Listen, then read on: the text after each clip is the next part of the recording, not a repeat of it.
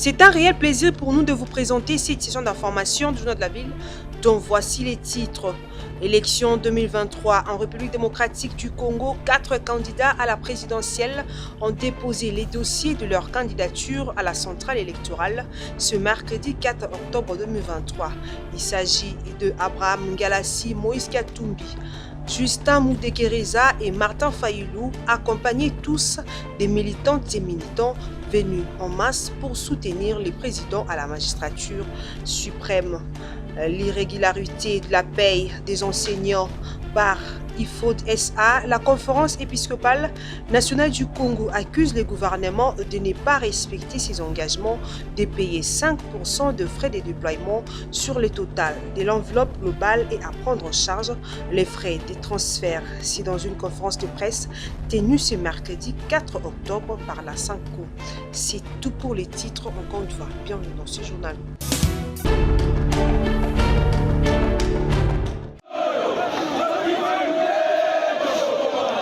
Élection de décembre 2023, plusieurs candidats s'alignent à la course présidentielle. C'est mercredi 4 octobre 2023, 4 candidats ont déposé leur candidature à la CENI. Il s'agit du pasteur Ngalassi, du docteur Justin Moudekereza, Martin Fayulu, pour ne citer que ceux-là. Le président de l'ECD, Martin Fayulu Madidi, qui tente sa deuxième chance, accompagné d'une foule de Congolais, Fayulu appelle le président de la Commission électorale nationale indépendante, Denis Kadima, au professionnalisme dans la poursuite du processus électoral. Je dis au président de la CENI, il ne peut pas penser que ce processus lui appartient ou appartient à la CENI seulement. C'est un processus du peuple, c'est un processus de parties prenantes, donc il faut qu'il se ravise. Sinon, ça ne peut pas aller, on ne le laissera pas faire ce que Nanga a fait pour qu'il vienne l'accepter plus tard.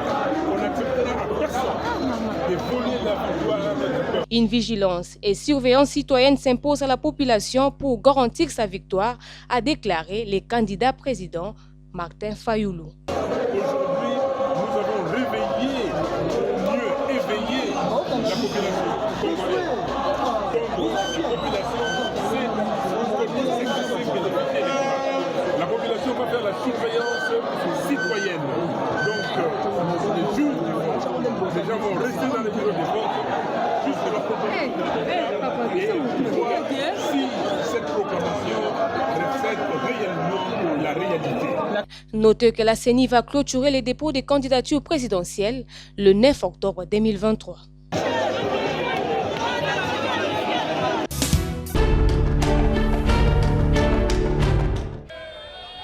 Mercredi 4 octobre 2023. Nous sommes dans la commune de Gombe à Kinshasa, la capitale de la République démocratique du Congo, précisément au siège national de la Commission électorale nationale indépendante CENI, où 4 candidatures à l'élection présidentielle ont été enregistrées.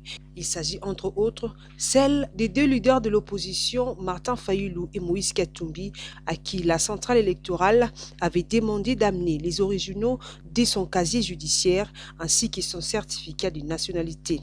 C'est par ces rythmes que la ville de Kinshasa a vibré ces jours. Parmi les associations qui ont accompagné les leaders à ces dépôts, l'association Mapendo Lushi, affiliée au parti politique Ensemble pour la République, était de la partie pour accompagner la candidature de leur leader à la magistrature suprême, qui est Moïse Katumbi. Voyant le micro du journal de la ville, quelques membres de cette association n'ont pas manqué de dire un mot. Toye awa justement pour soutenir le président Moïse Katumbi pour la candidature à président de la République démocratique du Congo.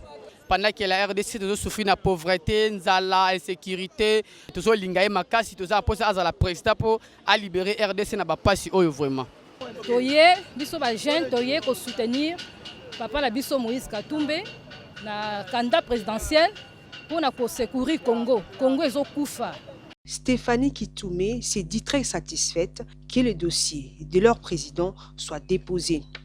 C'est une satisfaction parce qu'il était un droit légal, d'une part, et de l'autre part, hier, le fait que ça soit rejeté ainsi, c'était quelque chose qui a prouvé à la face du monde que Moïse Katumbi fait peur, étant donné que si un document est déjà certifié par l'officier de l'État, étant conforme à l'original, je ne pense pas que la CENI doit encore jouer ce rôle-là de demander l'original. Je pense que c'est un travail élémentaire et qui était exclusivement réservé à l'officier de l'État. Et nous continuons à réclamer à ce que ce processus puisse être inclusif, puisse réellement être transparent. Notons que jusque-là, la CENI a reçu déjà 10 candidats à la présidentielle.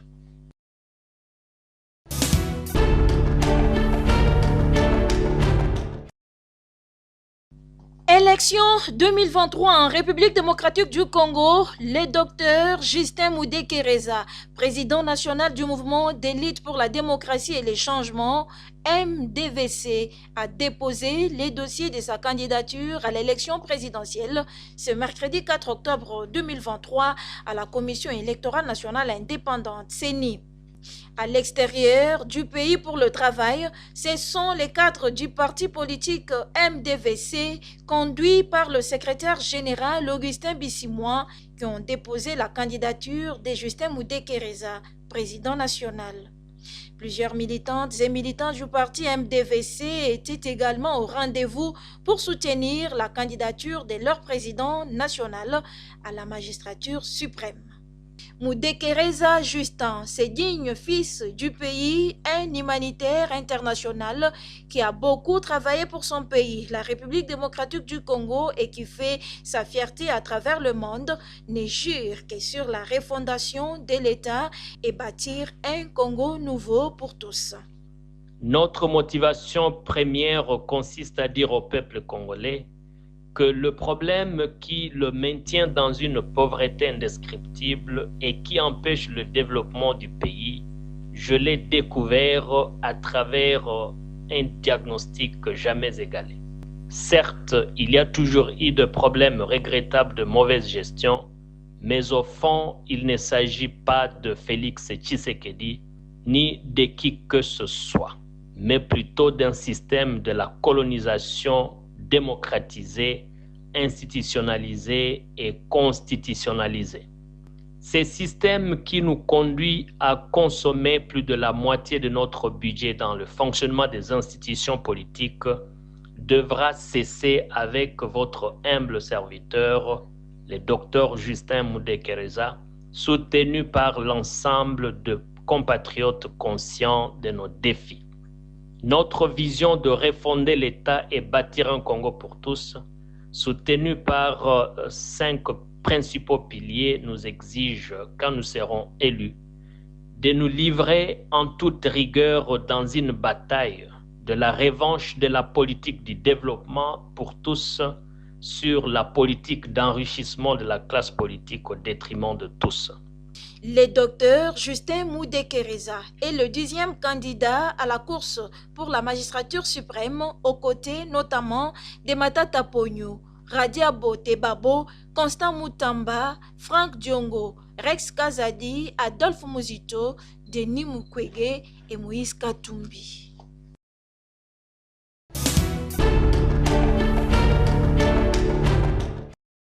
L'insécurité qui sévit dans la commune de Kasavubu ces derniers temps, le numéro 1 de cette municipalité, le jeune bourgmestre Phineas Massombo, appelle ses administrés au calme et rassure que la situation est au contrôle. Ces derniers temps, alors pour rafraîchir tout mémoire, vous savez, la commune de Kasavubu est la commune Oyo. Actuellement, il y a quand même Batebele, Bazosomba, Bandaku, alors ce qui veut dire que bateau bazalaki occupant liboso ya Kasavubu bakomi na ba commune voisine ou soit environnante ezo sala que babilenge otoyeba na bango wana qui n'habite plus Kasavubu mais qui de temps en temps asalaka kozonga awa koya kokoseme moi ba trouble muke aussi que nous sommes là toujours là la paix pongité toujours qu'on se mobiliser toujours et aussi au senga na ba hiérarchie na biso pour na ba renforcer biso donc tokoma ki mikanda na bato nyos bazali na charge de sécurité pour renforcer biso na commune ya Kasavubu. Étant très proche de sa population, le patron de Kasavubu, Phineas Massombo, invite les habitants de cette municipalité à la vigilance en attendant le numéro de contact qui sera mise à leur disposition pour alerter la police. La police, elle agit quand elle a l'information. Donc, au sein de la bango, bandeko nyonso bazali kosala misala wana o bon bayebi en tout cas ba dénoncer bango, mais aussi bazala la contact permanent avec nos services de sécurité pour na kimia ezala ou soit bayebaka ko intervenir à temps. Eza pe na ba mesures mususu ezali pe préventive à leur niveau. Par exemple, ba coup de sifflet kolelisa ba mefinu kanzungu pour créer un peu ba bruit voilà, afin que batbaye baka à chaque fois que les kambu ezali. Donc ce sont là ba moyens de bord au toliko utiliser, mais au ezali à makasi mingi ezali ko dénoncer et puis pour apporter l'information à temps. Donc bazala toujours na système voilà pour nous permettre de agir efficacement.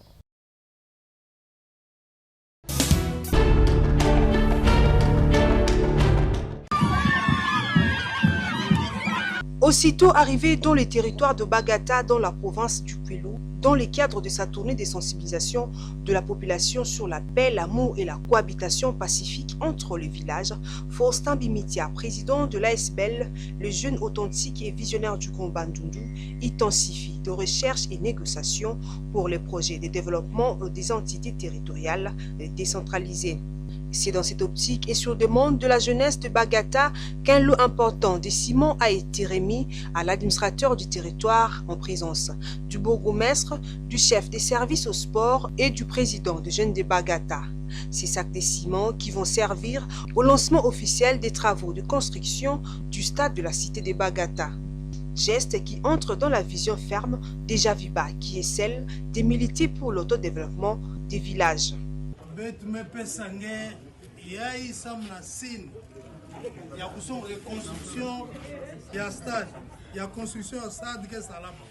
Il nous fait le point à sa sortie.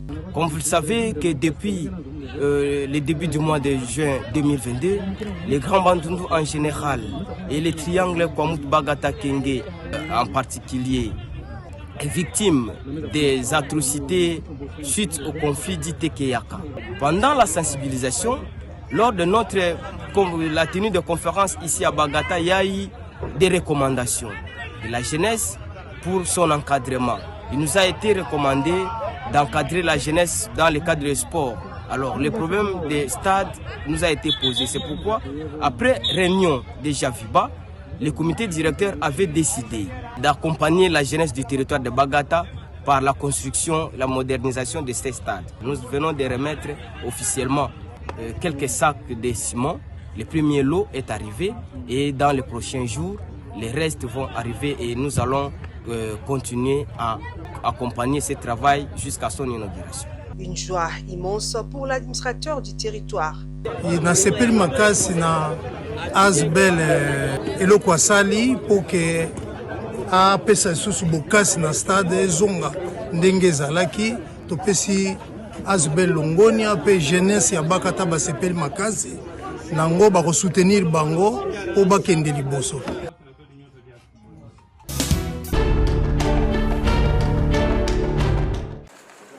Ouvert le mardi 3 octobre 2023, l'atelier de validation du draft du décret portant dispositions spécifiques relatives à la bioprospection en République démocratique du Congo s'est clôturé ce mercredi 4 octobre dans la salle Kaizen de la clinique Ngalema à Gombe. Tout a commencé par les mots de bienvenue du directeur de la direction du développement durable du ministère de l'Environnement avant les mots d'ouverture lus par le secrétaire général à l'environnement.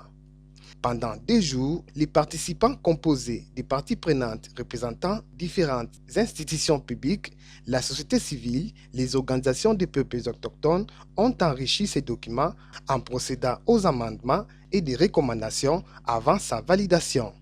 Au cours de cet atelier financé par la Banque mondiale à travers les projets d'investissement pour la forêt PIF en sigle, des intervenants à savoir Danieli Kisulu, experte nationale sur la bioprospection, et Maître Félix Credo Lilakako, consultant juriste, ont tour à tour intervenu sur l'état des lieux et faits de route de la RDC et la notion, principe et cadre juridique ainsi que la présentation du draft du décret portant dispositions spécifiques relatives à la bioprospection en RDC. Cet atelier est organisé en collaboration avec le projet d'investissement pour la forêt qui a financé le projet en collaboration avec la Banque mondiale qui est notre partenaire de toujours dans le domaine de la biodiversité.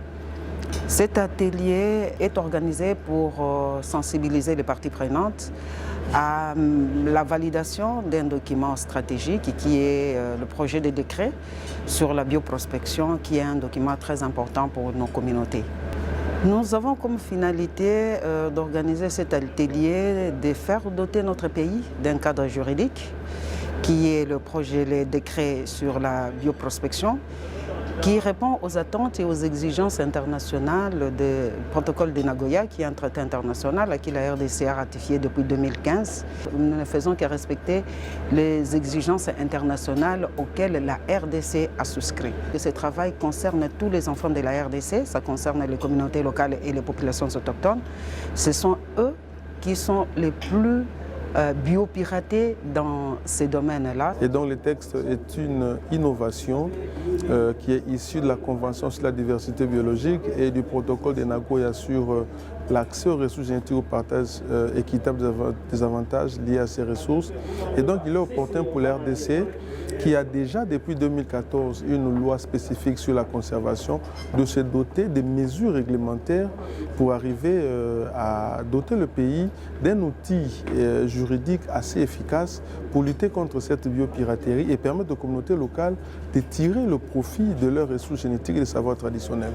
Après les travaux en groupe, ce document a été validé par l'Assemblée et c'est le représentant du secrétaire général du ministère de l'Environnement empêché qui a procédé à la clôture de ces assises.